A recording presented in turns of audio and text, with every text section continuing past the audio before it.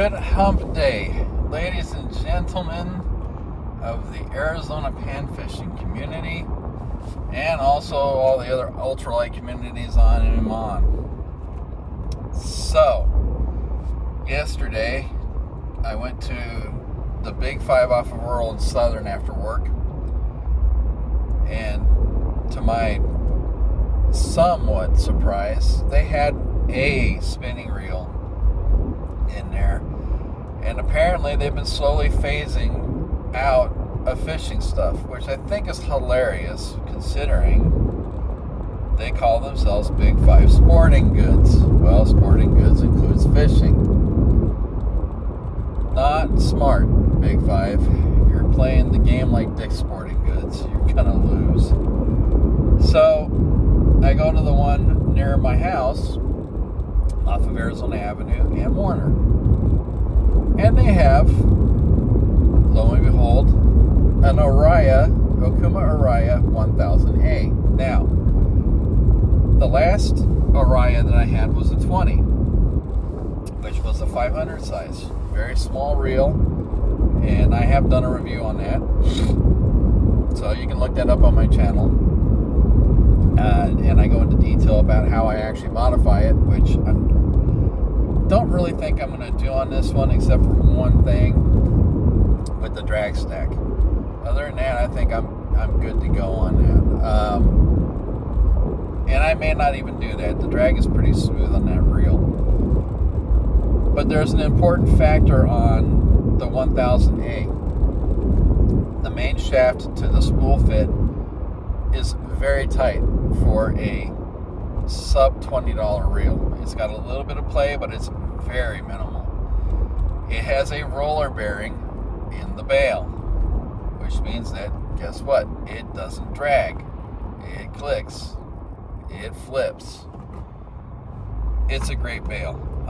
For a $20.46 with tax reel, it is amazingly smooth. I will give it that.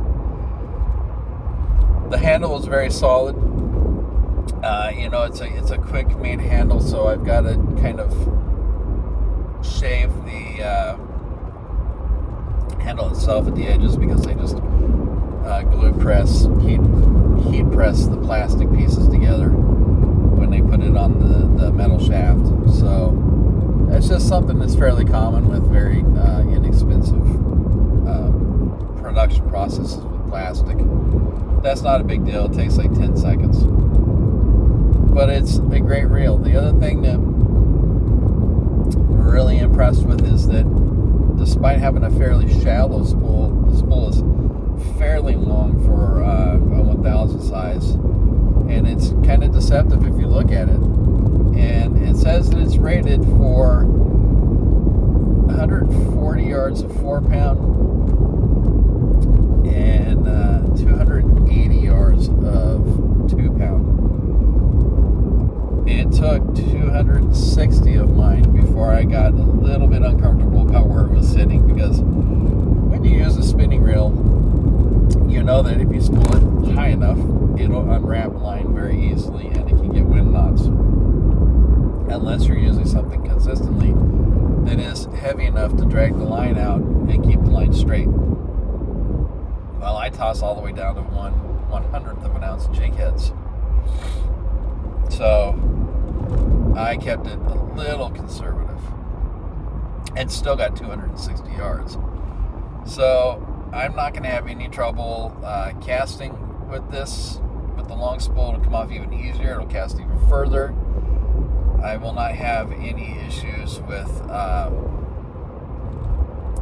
the weight of the lures. I will not have issues with, I'm just waking up and I have not had caffeine yet. I will not have any issues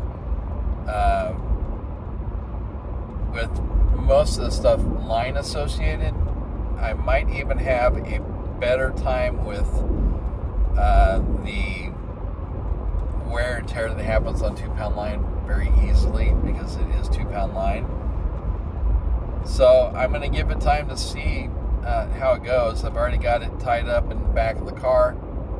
I keep my finesse bass rod, my BFS rig, and my ultralight in my car at all times.